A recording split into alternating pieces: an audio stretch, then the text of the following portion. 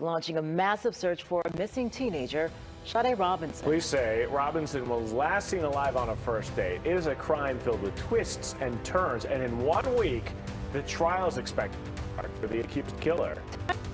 Jones has new video, new witness accounts that paint a picture of how we got here.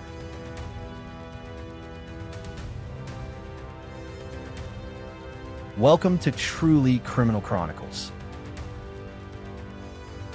At 6:30 p.m. on April 1st, 2024, Sade Robinson sent her final Snapchat from a Milwaukee restaurant.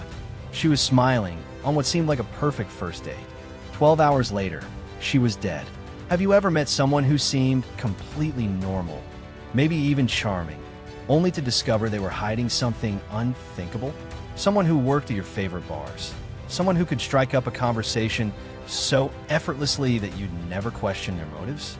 Someone whose ability to blend into everyday life was so convincing that even their own family couldn't see the monster beneath the surface? Tonight's story isn't just about one tragic date. It's about recognizing the predators who walk among us. It's about understanding how quickly a promising young life can be destroyed by someone who has mastered the art of deception. Sade Robinson was 19 years old, studying criminal justice, working hard to support herself through college, and dreaming of serving her country in the Air Force. She was the kind of person who made everyone around her feel valued, who had an infectious smile and genuine kindness that drew people to her. When she agreed to meet Maxwell Anderson for dinner, she thought she was simply giving someone a chance, maybe even starting something beautiful. She had no way of knowing that Anderson had spent over a decade perfecting his facade while harboring violent tendencies that his own family had tried desperately to address. She couldn't have known that the man sitting across from her at dinner had a documented history of explosive attacks, a behavior so disturbing that those closest to him had begged him to seek help. If this story could save someone's life, hit that like button now, because what happened to Sade reveals warning signs that every single one of us needs to recognize. What makes this case absolutely chilling isn't just the brutality of the crime. It's how Anderson thought he could destroy all the evidence and walk away. He torched her car, disposed of her remains across multiple locations, and deleted what he thought was every trace of his horrific actions. Stay until the end, because the evidence that finally exposed the truth will shock you. To understand the magnitude of what was lost on April 1st, 2024, you need to know who Sade Robinson really was. Not just another victim in a true crime story, but a young woman whose light touched everyone around her. Sade Carolina Robinson was born in Vicksburg, Mississippi, to parents Carlos Robinson and Sheena Scarborough. Though her parents never married, they created a loving foundation that would shape Sade's character for years to come. Her childhood was split between two worlds: Florida, where her father lived, and Milwaukee, Wisconsin, where her mother's family had deep roots. But what truly defined Sade wasn't where she lived, it was the dreams she carried and the determination she showed in pursuing them. At just 19 years old, she was juggling multiple responsibilities with a maturity that impressed everyone who knew her. She was studying criminal justice at Milwaukee Area Technical College, working as a cashier at Pizza Shuttle to support herself, and planning for a future that would honor her family's legacy of service. Military service ran in Sade's blood. Her grandfather had served in the U.S. Army, as had her uncle, and their stories of protecting others had planted a seed in young Sade's heart. She dreamed of joining the Air Force, of wearing the uniform, of serving her country with the same honor that had defined previous generations of her family. Those who knew Sade described her as someone who genuinely cared about others. She had an easy smile that could light up a room and a natural ability to make people feel valued. Whether she was helping a customer at Pizza Shuttle or supporting a friend through difficult times, Sade approached every interaction with authentic kindness. Her professors at Milwaukee Area Technical College saw her potential immediately. Here was a young woman who understood that criminal justice wasn't just about law enforcement. It was about protecting the vulnerable, seeking truth, and making communities safer.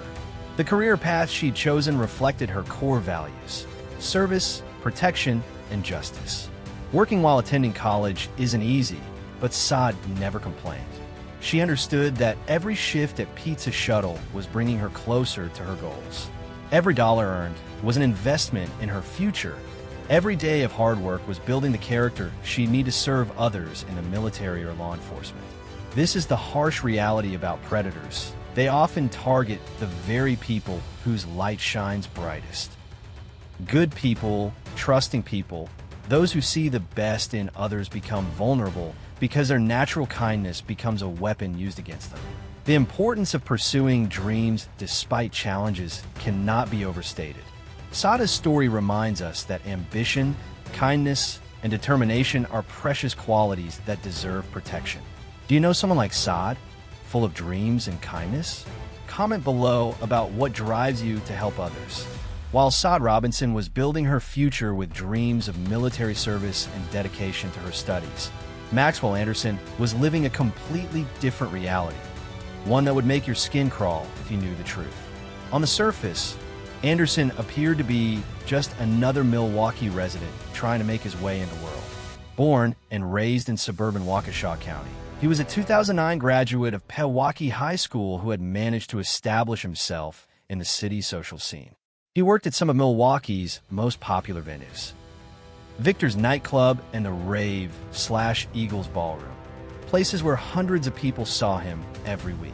To the customers who encountered him at these establishments, Anderson probably seemed like any other staff member. Friendly enough, knowledgeable about the venues, someone who could strike up a conversation and make you feel comfortable. He even owned property in Milwaukee, a brick duplex that gave him the appearance of stability and success. But this carefully constructed image was hiding a decade-long pattern of escalating violence that should have sent chills down anyone's spine. The first documented crack in Anderson's mask appeared in 2014 when he was charged with misdemeanor disorderly conduct. The incident involved a family member and revealed Anderson's explosive temper when things didn't go his way. During this altercation, he destroyed household items in a fit of rage that left his relatives deeply concerned about his ability to control his anger. Less than a year later, in 2015, Anderson's violent tendencies escalated further. This time, he didn't just destroy property. He physically assaulted both a family member and a visiting friend. The attack was vicious enough to result in formal charges, and it established a terrifying pattern. Anderson's violence was becoming more personal, more direct, and more dangerous. By 2019, Anderson's capacity for violence had reached a new level. During an altercation at a relative's home, he attacked a complete stranger, someone who had simply tried to intervene in what appeared to be a domestic dispute. This wasn't a crime of passion or a family argument that got out of hand. This was Anderson choosing to assault someone who had no connection to him whatsoever, someone whose only crime was trying to help. Throughout these years, Anderson's family members repeatedly warned him to seek professional help for his anger management issues. They could see what was happening. The escalation, the increasing frequency of violent outbursts, the complete inability to control his rage when challenged or confronted. These weren't isolated incidents or misunderstandings. They were red flags waving violently in the wind. The pattern was unmistakable. Escalating violence, targeting of women, explosive anger that could be triggered by the smallest perceived slight. Anderson had spent over a decade perfecting his ability to appear normal while harboring dangerous tendencies that made him a threat to anyone who crossed his path. This is exactly how predators operate. They blend into normal society while harboring dangerous tendencies. They work jobs that put them in contact with potential victims. They develop social skills that allow them to appear charming and trustworthy. They create false personas that mask their true nature until it's too late. The most chilling part of Anderson's story isn't just his pattern of violence. It's how successfully he managed to compartmentalize his rage while maintaining his public facade. Sade had no way of knowing any of this when she met him on March 29, 2024. March 29, 2024 started like any other evening in Milwaukee. Young people were out socializing, enjoying the nightlife, meeting new people in the city's popular bars and restaurants. For Sade Robinson, It was just another opportunity to enjoy herself after a long week of work and studies. Surveillance footage would later confirm that both Sade and Maxwell Anderson were at the same Milwaukee bar that night. To anyone watching, it would have looked like a perfectly normal encounter. Two people striking up a conversation, perhaps finding some common ground, maybe even feeling a spark of mutual interest. But knowing what we now know about Anderson's violent history, this moment takes on a completely different meaning. Here was a young woman full of life and dreams, encountering a man who had spent over a decade perfecting his ability to hide his dangerous nature behind a facade of normalcy. After that initial meeting, Anderson and Sade exchanged contact information and continued communicating through text messages over the next few days. From Sade's perspective, she was simply getting to know someone new, someone who seemed interested in her. I wanted to take her on a proper date. The date was set for April 1st, 2024, a day that would become seared into the memory of everyone who loved Sade Robinson. Anderson's choice of venues reveals something deeply calculated about his approach. He selected the Twisted Fisherman restaurant first, followed by Duke's on Water, both establishments where he had previously worked. This wasn't coincidence. This wasn't Anderson simply choosing places he knew had good food or atmosphere. He was choosing familiar territory, places where he knew the layout, the staff, the routines. Places where he felt comfortable and in control. At 6:30 p.m., Sade sent what would become her final Snapchat.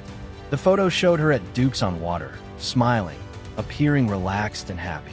To her friends and family who saw that image, everything looked perfectly normal. She was a young woman enjoying herself on what seemed like a promising first date. But Anderson had carefully orchestrated every detail of this evening. He had chosen venues where he felt advantaged, where he could observe and plan without raising suspicion. By 9:24 p.m., GPS data from Sade's phone showed her arriving at Anderson's home. She walked into that house, believing she was simply continuing a pleasant evening with someone she was getting to know. She would never leave alive. Share this video to help others recognize these warning signs, because understanding predatory behavior could save someone's life. What happened to Sade Robinson in the hours after 9:24 p.m. on April 1st, 2024, reveals the true depth of Maxwell Anderson's depravity and the calculated nature of his actions. This wasn't a crime that happened in the heat of the moment. Every aspect of what occurred was methodical, planned, and executed with a level of premeditation that will leave you speechless. According to evidence presented during the trial, Anderson had prepared for what he intended to do to Sade long before she arrived at his home. Once she was inside, he drugged her drink, leaving her completely incapacitated and unable to defend herself against what was coming next. While Sade was unconscious and helpless, Anderson sexually assaulted her. But his crimes didn't end there. In an act of unthinkable brutality, he then dismembered her body, a process that required not just physical tools, but a level of psychological detachment that defies comprehension. Perhaps the most chilling aspect of Anderson's actions was what he did next. He took photographs during the dismemberment process. These weren't accidental images or evidence of panic. They were deliberate documentation that he kept as trophies of his horrific actions. The fact that he had the presence of mind to take these photos reveals a level of calculation that makes this case particularly disturbing. At 2:45 a.m., cell phone tracking data showed Sade's phone leaving Anderson's residence and heading toward Warnemont Park in Cudahy. Anderson had chosen this location carefully. It was secluded enough to dispose of evidence without immediate detection, yet accessible enough for him to complete his grisly task. But Anderson's systematic approach to covering his tracks didn't stop there. He drove Sade's car to the 1800 block of North 29th Street, where he set it on fire in an attempt to destroy any forensic evidence that might link him to her disappearance. Witnesses described seeing a man exit the vehicle before tossing a lighter inside and walking away as the car burst into flames. Over the following days, Anderson disposed of Sade's remains across multiple locations throughout Milwaukee and along the shoreline of Lake Michigan. This wasn't random dumping.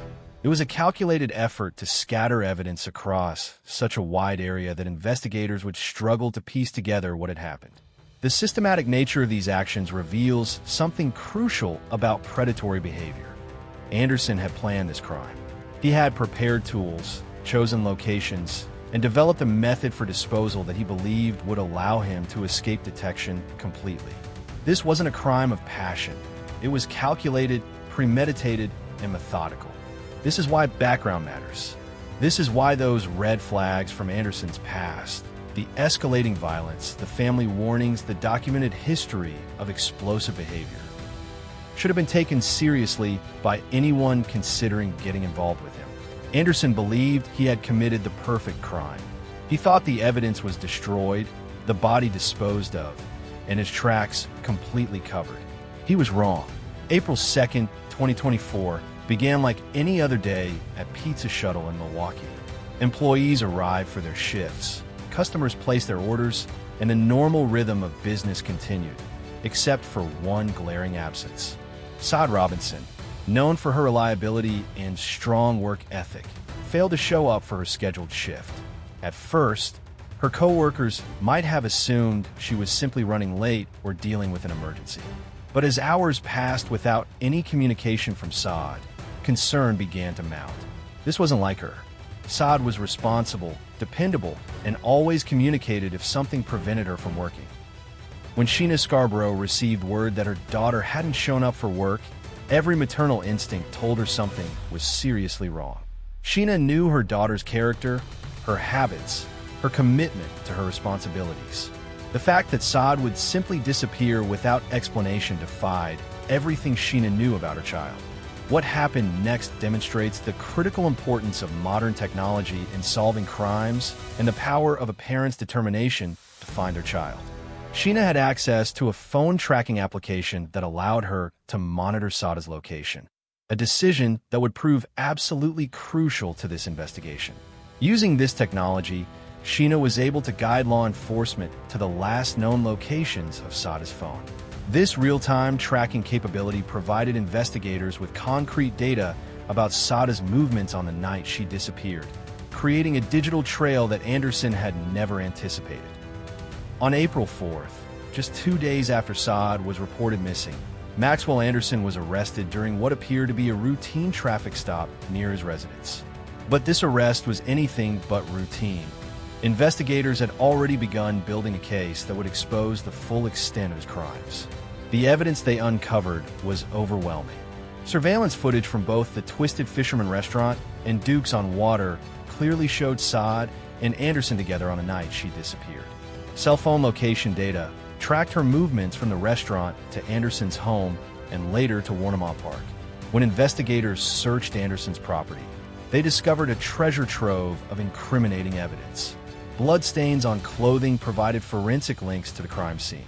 Dismemberment tools, including knives and an axe, were found exactly where they expected them to be. Hidden in Anderson's basement, investigators discovered women's clothing that had no logical explanation for being there. But the smoking gun that sealed Anderson's fate was discovered on his personal phone. Despite his attempts to delete them, investigators recovered photographs that Anderson had taken during the commission of his crimes, digital evidence that he had kept as trophies of his horrific actions. This case shows why sharing your location and having family who care enough to act immediately can be life-saving.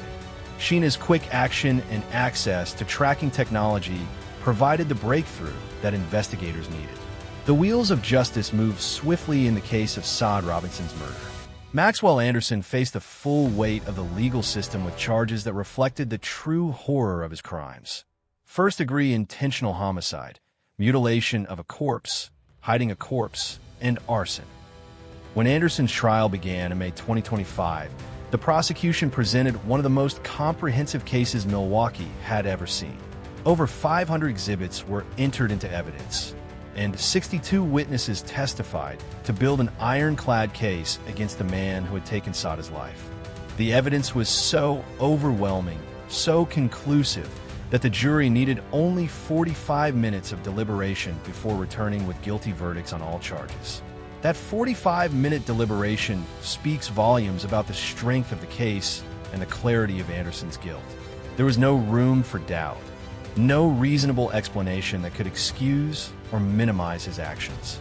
The jury saw the surveillance footage, examined the forensic evidence, and reviewed the deleted photographs that Anderson had kept as trophies.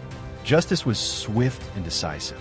Anderson's sentencing is scheduled for August 15th, 2025, where he will receive a mandatory life sentence. But while legal justice provides closure, the real impact of this case extends far beyond the courtroom. Sade's mother, Sheena Scarborough, transformed her grief into a powerful force for change by establishing the Sade's Voice Foundation. This organization is dedicated to protecting young people, supporting families affected by violence, and ensuring that the voices of missing and murdered Black women are heard and prioritized. The foundation's work has already begun to influence policy at the state level.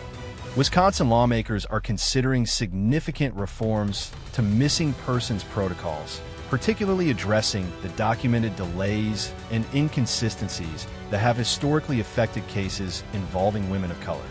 These reforms could save lives by ensuring that every missing person case receives immediate, thorough attention regardless of the victim's race or background. Sade's story has also sparked a national dialogue about violence against Black women, a conversation that was long overdue. Community safety initiatives have gained momentum, with increased funding for domestic violence prevention programs and educational efforts focused on dating safety and recognizing predatory behavior. The life lessons from Sade's case are clear and potentially life-saving. Trust your instincts. If something feels wrong, it probably is. Share your plans with family and friends, and use location-sharing technology whenever possible. Know your date's background through basic research that could reveal dangerous red flags. Most importantly, family vigilance matters. Sheena's immediate action when Sade missed work was crucial to solving this case. Perhaps the most powerful lesson is that tragedy can create meaningful change. Sade's death has sparked legislative reforms, community initiatives, and awareness campaigns that could prevent future victims from suffering the same fate. Sade Robinson dreamed of protecting others through military service. Though her life was cut short, her legacy continues to protect others through the foundation that bears her name, the laws being changed in her honor, and the awareness her story creates. Subscribe and hit the notifications button because awareness saves lives, and these stories need to be told.